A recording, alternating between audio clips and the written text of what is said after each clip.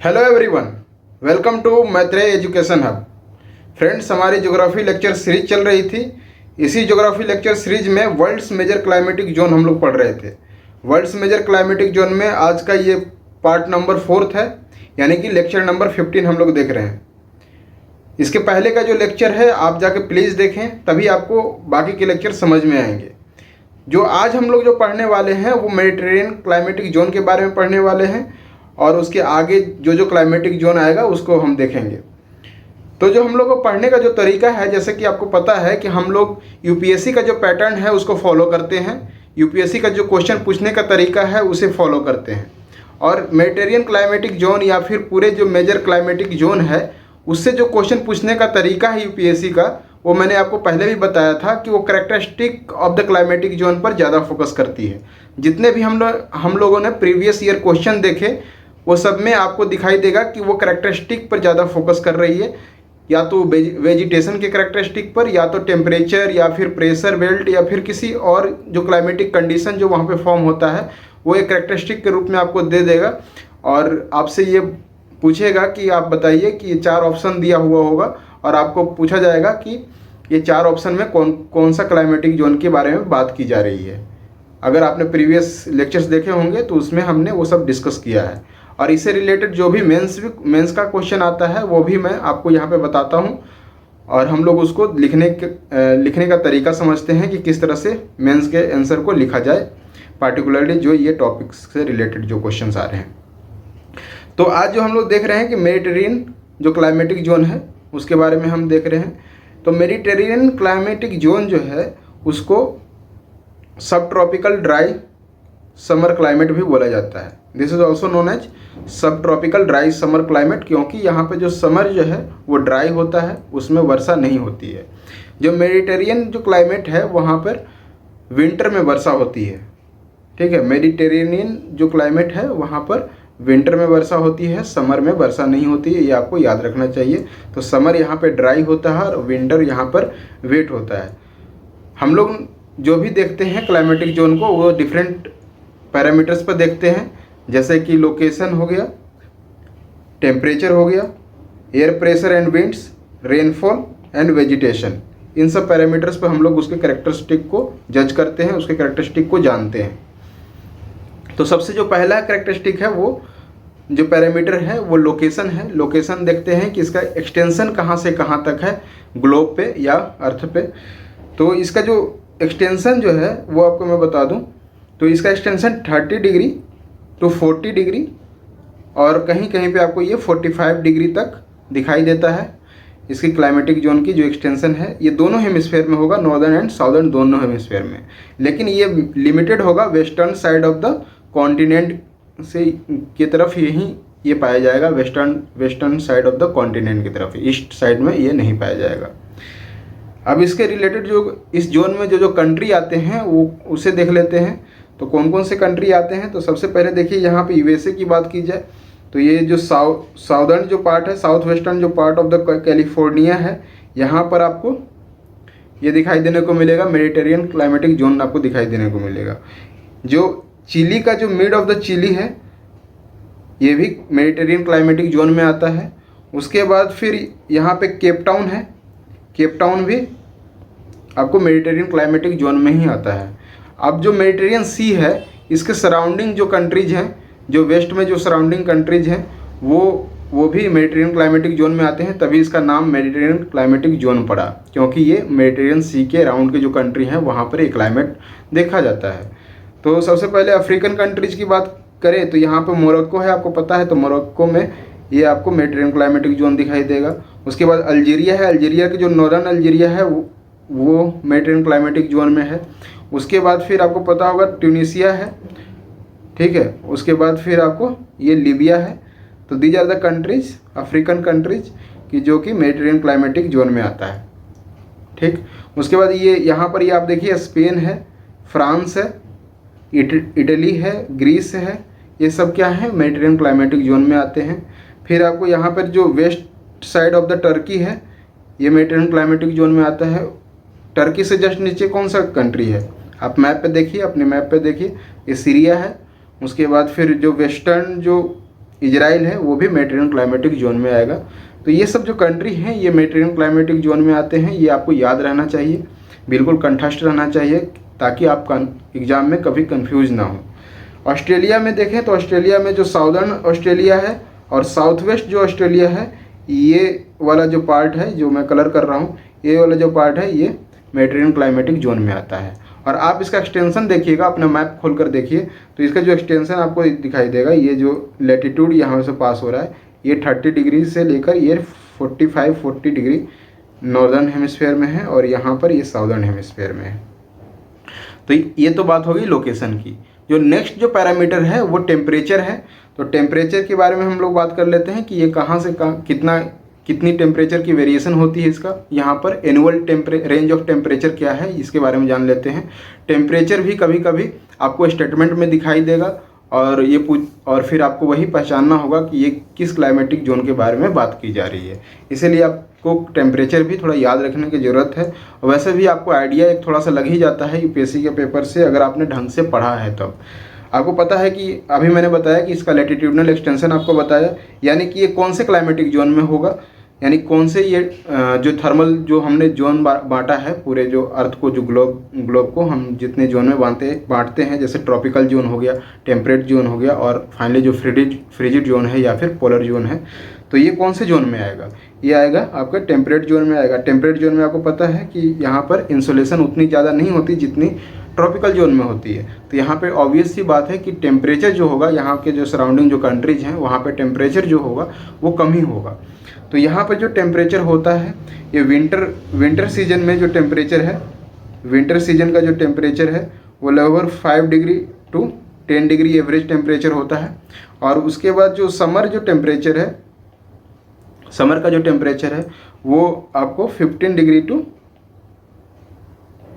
27 degree आपको ये दिखाई देता है, ठीक है। और जो एवरेज जो टेम्परेचर आपको देखने को मिलता है, तो एवरेज जो टेम्परेचर ये 15 degree to average annual temperature आप लिख लीजिए। एवरेज एनुअल टेम्परेचर जो रेंज है वो 15 डिग्री टू 17 डिग्री सेल्सियस आपको ये देखने को मिलता है यहाँ पे टेम्परेचर।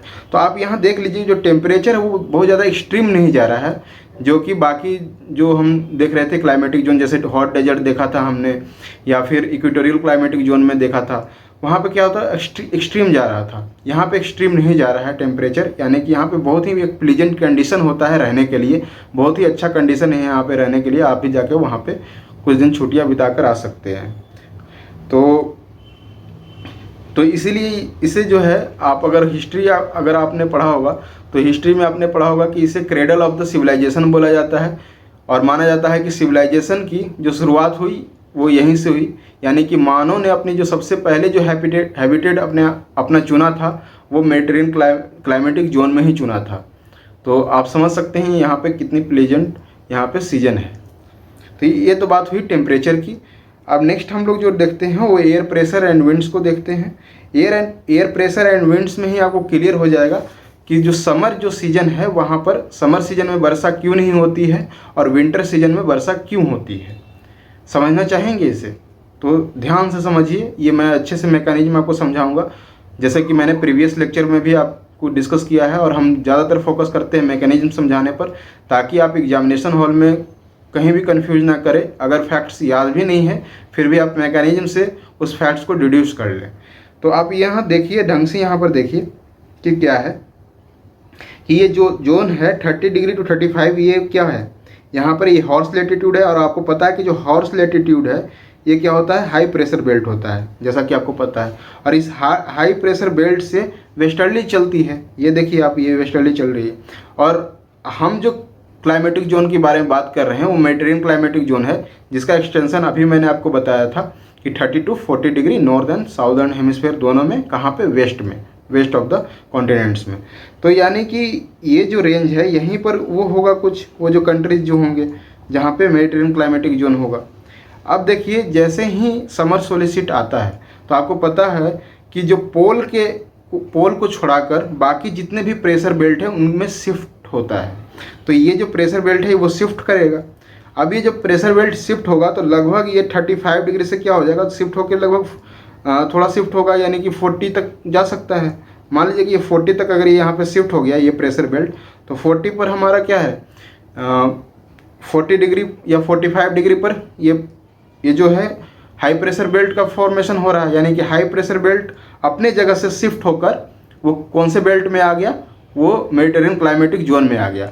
अब जो मेडिटेरियन क्लाइमेटिक जोन है वो किससे कवर हो जाएगा, ये हाई प्रेशर बेल्ट से कवर हो जाएगा। और आपको मैंने बताया था कि यहाँ पर जो हाई प्रेशर बेल्ट पे एंटी साइक्लोनिक कंडीशन फॉर्म होती है। कौन सी condition, anti cyclonic condition form होती है। और एंटी साइक्लोनिक कंडीशन आपको पता होगा कि एंटी साइक्लोनिक कंडीशन में रेनफॉल नहीं होता है। दिस इज़ द रीजन कि समर सीजन में मेडिटेरियन क्लाइमेटिक जोन में वर्षा नहीं होती है। अब आपको क्लियर हो गया कि कैसे वर्षा नहीं होती वहाँ पे समर सीजन में। अब यही है, फिर हम देखते हैं विंटर सीजन में क्या हो रहा है। तो विंटर सीजन में जैसे ही सन जो है वो साउदर्न हेमिस्फीयर की तरफ शिफ्ट होगा तो क्या होगा, ये प्रेशर बेल्ट्स भी शिफ्ट होंगे किधर, इक्वेटर की तरफ या साउदर्न हेमिस्फीयर की तरफ शिफ्ट होंगे। तो जो ये जो हाई प्रेशर बेल्ट है ये शिफ्ट होके थोड़ा सा नीचे आएगा। तो समझिए कि ये लगभग ये 35 से या 30 से थोड़ा सा नीचे गया, यानी ट्रॉपिक ऑफ कैंसर के पास आ गया।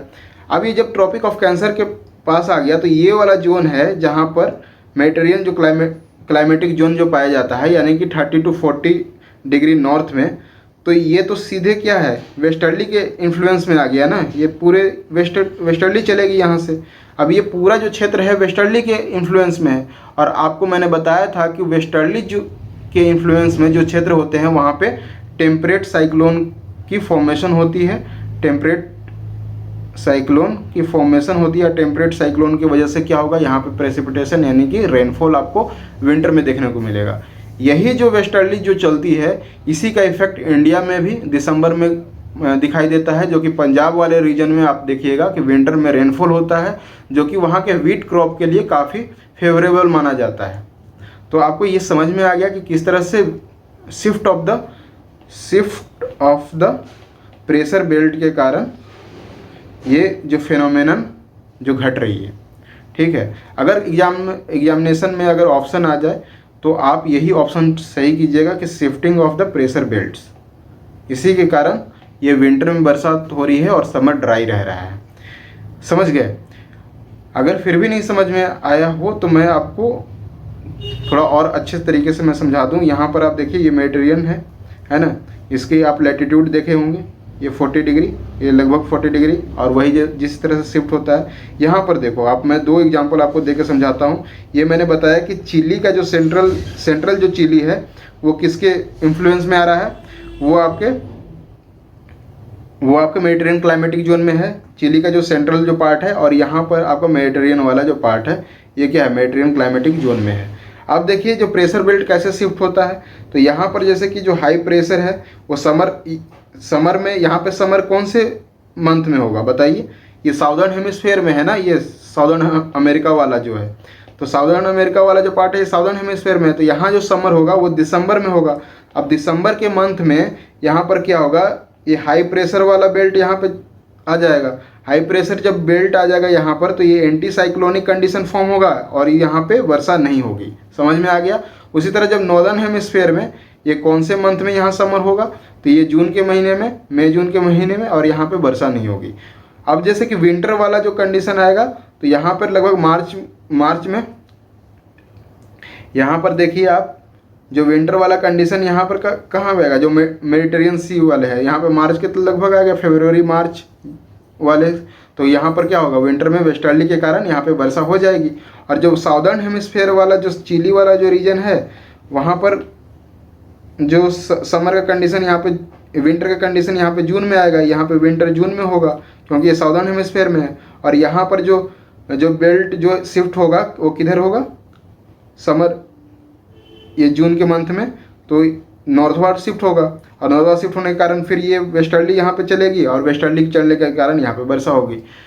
तो कंफ्यूज नहीं करना है, पहले मैंने जो समझाया उस तरीके से समझ में आ गया हो तो वही दिमाग में रखिए, अगर इस तरीके से समझ में आया हो तो यही दिमाग में रखिए, कंफ्यूज नहीं कीजिए। अगर फिर भी कोई कन्फ्यूजन होता है तो कमेंट बॉक्स में आप लोग कमेंट कीजिए, मैं और भी अच्छे से समझा दूंगा इसे। तो ये हमने देख लिया मैकेनिज्म कि कैसे प्रेसिपिटेशन हो रहा है। जो नेक्स्ट देखते हैं कि जो अभी हमने जो देखा कि प्रेसिपिटेशन कैसे हो रहा है, तो नेक्स्ट देखते हैं कि रेनफॉल आखिर यहाँ पे एवरेज रेनफॉल कितनी होती है। तो एवरेज रेनफॉल यहाँ पर जो होगा वो ज़्यादा नहीं होता, लगभग 75 सेंटीमीटर की बरसात होती है यहाँ पर, और जो विंटर में ये जो बरसात होती है। और यहाँ पर जो आपको इसके इफ़ेक्ट में जो वेजिटेशन आपको देखने को मिलेगा, अगर इसमें जो हम लोग वेजिटेशन देखने को आपको जो मिलेगा वो क्या है कि जो इफ़ेक्ट हो रहा है वेजिटेशन पर, आप लोग जानते हैं कि यहाँ पर ग्रेप्स की खेती होती है, ऑरेंजेज होते हैं, और आपको पता है कि ये जो रीजन है, ये पूरा जो रीजन है वो सबसे ज़्यादा किसके लिए फेमस है, ये वाइन के लिए फेमस है। वाइन जो मैन्युफैक्चरिंग बहुत ज़्यादा होती है यहाँ पे। जो ये कैलिफोर्निया वाला रीजन देख लीजिए, या ये पूरे दुनिया में ये रीजन जो है वाइन एक्सपोर्ट करता है, क्योंकि यहाँ पर ग्रेप्स होते हैं उस लायक। उसके बाद फिर जो ऑरेंजेज होते हैं, जो ये आपको केप टाउन वाला जो मैंने यहाँ पे आपको बताया था, यहाँ तो एक ऑरेंज नाम की रिवर ही भी बहती है, जो कि ऑरेंजेज इतने ज़्यादा होते हैं उस रिवर का नाम ऑरेंज रख दिया गया है। तो ये आप समझ सकते हैं कि वेजिटेशन पर यहाँ क्या इफेक्ट होता है। यहाँ पे ओक ट्री होता है एक तरह से, ये देखिए ये ग्रेप्स है, ऑरेंजेज हैं, ये वोक ट्री है। ये वोक ट्री पता है आपको, ये जो है ना, जो वाइन की जो बोतल होती है, वाइन की बोतल का जो कैप होता है जो वुड का बना होता है, इसी के लकड़ी का बना होता है, और ये पूरे वर्ल्ड में एक्सपोर्ट करता है। ये जो मेडिटेरियन जो जोन के जो कंट्रीज हैं या फिर जो कैलिफोर्निया है, ये पूरे वर्ल्ड में इसको एक्सपोर्ट करता है। तो ये हो गया वेजिटेशन हम लोग देख लिए। कुछ हम लोकल विंड्स के भी बारे में बात कर लें, क्योंकि ये जो है अभी आपको मैंने बताया कि यहाँ पे जो कंडीशन जो फॉर्म हो रही है, जो विंटर में क्या होता है कि लगभग मैंने बताया कि यहाँ पे ज़्यादा एक्सट्रीम टेम्परेचर नहीं जाता, लेकिन कभी कभी विंटर में बहुत ज़्यादा डाउन टेम्परेचर चल जाता है और फ्रॉस्ट की भी कंडीशन हो जाती है। अभी जब फ्रॉस्ट की कंडीशन होगी तो वहाँ पे क्रॉप के लिए ये अच्छा नहीं होता है। तो कुछ गर्म हवाएं चलती हैं, जैसे कि यहाँ पे आपको पता होगा, मैंने आपको विंड वाले लेक्चर में बताया था कि यहाँ पे चिनूक नाम की एक वार्म एंड ड्राई एयर चलती है, और रॉकीज जो माउंटेन है उसके तरफ, और वहाँ पर जो है कि वहाँ पे जो चिलिंग इफेक्ट हो रहा है, जो स्नो फॉर्म हो रहे हैं, उसको ये ख़त्म कर देती है, और वहाँ के जो वीट क्रॉप के जो नुकसान हो रहा था वो नुकसान नहीं होने देती है। उसी तरह से यहाँ पे सिरोको नाम की जो विंड चलती है, जो कि यहाँ से नॉर्थ की तरफ ये विंड चलती है, और इस विंड को ब्लडी विंड भी बोला जाता है, क्योंकि ये जो है यहाँ से जो सहारन जो डेजर्ट है, यहाँ से रेड सैंड उठाता है और इस तरह से पूरी धूल भरी आंधी की तरफ ये बहता है। ये भी ड्राई एंड वार्म एयर है, ये लोकल एयर है। तो इस तरह से लोकल कुछ विंड भी चलते हैं। विंटर में कोल्ड एयर भी चलते हैं, जैसे कि बोरा हो गया, मिस्ट्रल है। ये मिस्ट्रल कहाँ पे चलता है आपको बताया था मैंने विंड वाले लेक्चर में, आप जाकर वहाँ देखिए, फ्रांस में आपको ये मिस्ट्रल लोकल विंड आपको दिखाई देता है।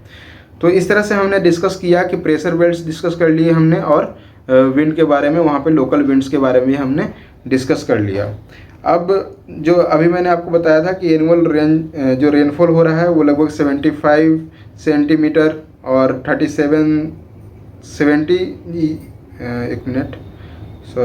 रेनफॉल कहाँ गया। यहाँ पे जो रेनफॉल हो रहा है वो ज़्यादा रेनफॉल नहीं होता, मॉडरेट ही रेनफॉल होता है, और लगभग ये 37 सेंटीमीटर टू 65 सेंटीमीटर की रेनफॉल यहाँ पर आपको देखने को मिलेगी। ये जो रेनफॉल है आप इसको बोल सकते हो, कभी कभी क्या है ना, यूपीएससी ये रेनफॉल ये एग्जैक्ट नहीं देता, ये देता है कि मॉडरेट, बोलेगा कि मॉडरेट है या ज़्यादा है, तो यहाँ पे मॉडरेट रेनफॉल होता है, और मॉडरेट टू स्कैंटी रेनफॉल बोल सकते हैं कि या तो मॉडरेट या तो बहुत कम ही रेनफॉल होता है। और इसका हमने इफेक्ट देख लिया वेजिटेशन पे। अब इसी से रिलेटेड जो है वो यूपीएससी क्वेश्चन पूछी थी 2010 में। यूपीएससी का जो क्वेश्चन पूछने का जो तरीका है मैंने आगे बताया कि ये कैरेक्टरिस्टिक पे ज़्यादा पूछती है, ठीक है। अब ये देखिए आप यहाँ पर, geographical region has following distinct characteristic, warm and dry climate, ठीक है, माइल्ड एंड वेट विंटर, ठीक है, एवरग्रीन ओक ट्री। किसके बारे में बात कर रहा है, अगर आपने लेक्चर ध्यान से सुना होगा तो मेडिटेरियन जो क्लाइमेटिक क्लाइमेट है उसी के बारे में बात की जा रही है, क्योंकि मैंने आगे ही आपको बताया था कि यहाँ पे जो समर जो सीज़न होता है वार्म एंड ड्राई होता है, और जो विंटर है वो माइल्ड एंड वेट कंडीशन बन रहा है। और वोक ट्री के बारे में मैंने बताया कि वोक ट्री का, जैसे मैंने बताया कि वाइन की कैप भी इसकी बनती है। तो ये कौन से क्लाइमेटिक जोन के बारे में बात कर रहा है? मेडिटेरेनियन क्लाइमेटिक जोन के बारे में बात कर रहा है। तो ये हुआ Mediterranean climatic zone. Next climatic zone देखते हैं, चाइना टाइप क्लाइमेटिक जोन। जो चाइना टाइप क्लाइमेटिक जोन है ये भी लगभग इसकी जो लोकेशन है ना वो भी मेडिटेरेनियन क्लाइमेटिक जोन की ही लोकेशन है, जो कि 20 डिग्री टू 40 डिग्री, ये भी दोनों हेमिस्फेयर में, नॉर्दर्न एंड साउदर्न हेमिस्फेयर दोनों में होगा।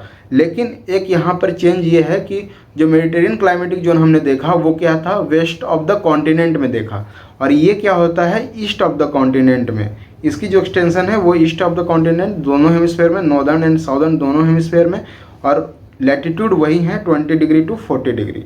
इसे चाइना टाइप इसलिए कहा जाता है कि इसका जो फुली डेवलप्ड फॉर्म है वो चाइना में आपको देखने को मिलेगा। जो इसकी जो लोकेशन है कंट्रीज़ का वो आप देख लीजिए, अपने जो मैप है वहाँ भी आप इसे लोकेट करते जाइए ताकि आपको साथ साथ ही ये याद होता जाए। तो ये जो है साउथ ईस्ट चाइना, ये साउथ ईस्ट चाइना में आपको देखने को मिलेगा, या फिर साउदर्न चाइना, ये वाला जो पार्ट है साउदर्न चाइना, यहाँ पे आपको ये चाइना टाइप क्लाइमेट आपको देखने को मिलता है, इसीलिए इसका नाम चाइना टाइप क्लाइमेट बोला जाता है। यहाँ पर येलो रिवर भी बहती है, येलो रिवर के साउथ में जो पार्ट है वो south China type climatic zone आपको देखने को मिलेगा। और कहाँ कहाँ ये है, तो आप यहाँ पर देखिए east of the USA, eastern coast of the USA, यहाँ पर आपको, यहाँ भी जो साउथ ईस्ट यूएसए है यहाँ भी चाइना टाइप क्लाइमेट आपको दिखाई देगा। उसके बाद जो साउथ ईस्टर्न ब्राज़ील है, ठीक है, ये जो ब्राज़ील आप जानते हैं, ये वाला जो क्षेत्र है ब्राज़ील है, जो साउथ ईस्टर्न ब्राज़ील यानी कि ये जो पार्ट है ये चाइना टाइप क्लाइमेटिक जोन में आएगा। उसके बाद फिर जो पुरुग्वे है, यहीं पे आप पुरुग्वे देखने को मिलेगा आपको, ये पुरुग्वे है, ये यहाँ भी क्या है, चाइना टाइप क्लाइमेटिक जोन में आता है। उसके जस्ट बगल में उरुग्वे है, ये भी क्या है, चाइना टाइप क्लाइमेटिक जोन। आप देख रहे हैं जब सभी जगह ये ईस्ट में है, ठीक है, ये हमने देख लिया। फिर नॉर्दर्न ईस्टर्न, ये अर्जेंटीना, ये पूरा क्या है, ये बेल्ट अर्जेंटीना है। ये जो नॉर्थ ईस्टर्न जो अर्जेंटीना है ये चाइना टाइप क्लाइमेटिक जोन में आता है।